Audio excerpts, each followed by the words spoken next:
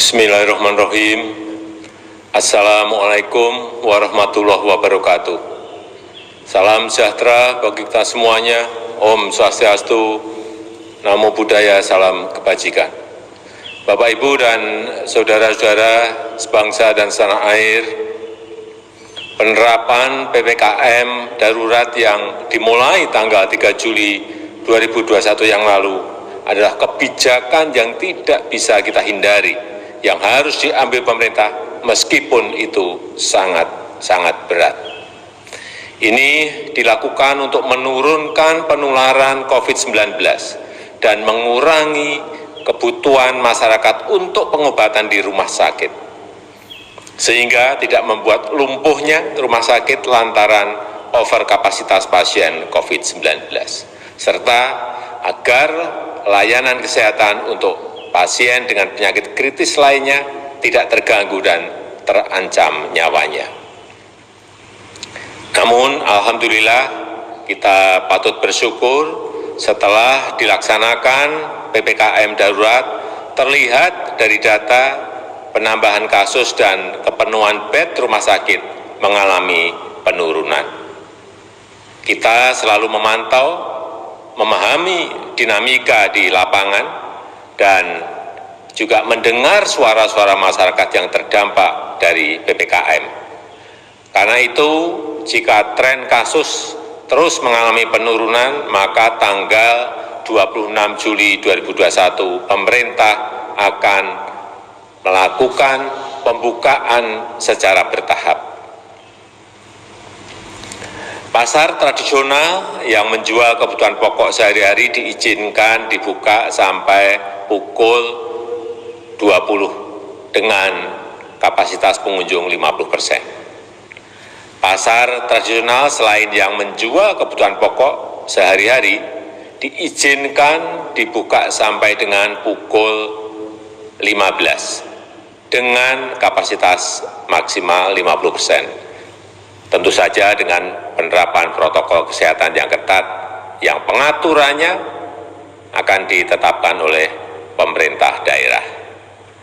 Pedagang kaki lima, toko kelontong, agen atau outlet, voucher, pangkas rambut, laundry, pedagang asongan, bengkel kecil, cucian kendaraan, dan usaha kecil lainnya yang sejenis diizinkan buka dengan protokol kesehatan ketat sampai dengan pukul 21 yang pengaturannya teknisnya akan diatur oleh pemerintah daerah. Warung makan, pedagang kaki lima, lapak jajanan, dan sejenisnya yang memiliki tempat usaha di ruang terbuka diizinkan buka dengan protokol kesehatan dengan ketat sampai pukul 21 dan maksimum waktu makan untuk setiap pengunjung 30 menit.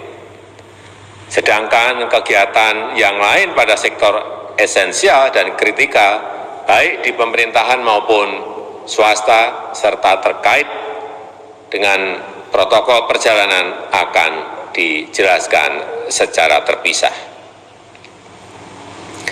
Saya minta kita semuanya bisa bekerja sama bahu-membahu untuk melaksanakan PPKM ini dengan harapan kasus akan segera turun dan tekanan kepada rumah sakit juga menurun.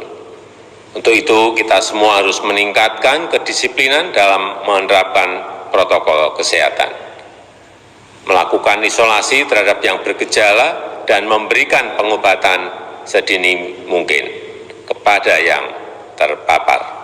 Pemerintah akan terus membagikan paket obat gratis untuk OTG dan yang bergejala ringan yang direncanakan sejumlah 2 juta paket obat. Lalu bagaimana bantuan untuk masyarakat yang terdampak?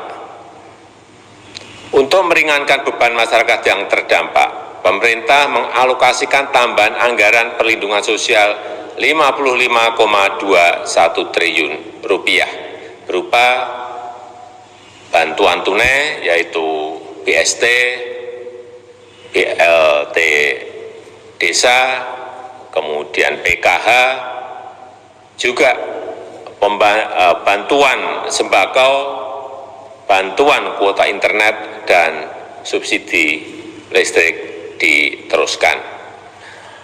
Pemerintah juga memberikan insentif untuk usaha mikro informal sebesar 1,2 juta untuk sekitar 1 juta usaha mikro, dan saya sudah memerintahkan kepada para menteri terkait untuk segera menyalurkan bansos tersebut kepada warga masyarakat yang berhak. Saya mengajak seluruh lapisan masyarakat, seluruh komponen bangsa untuk bersatu melawan COVID-19 ini.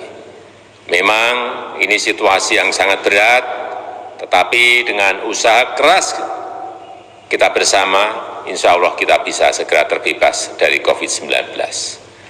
Dan kegiatan sosial, kegiatan ekonomi masyarakat bisa kembali normal.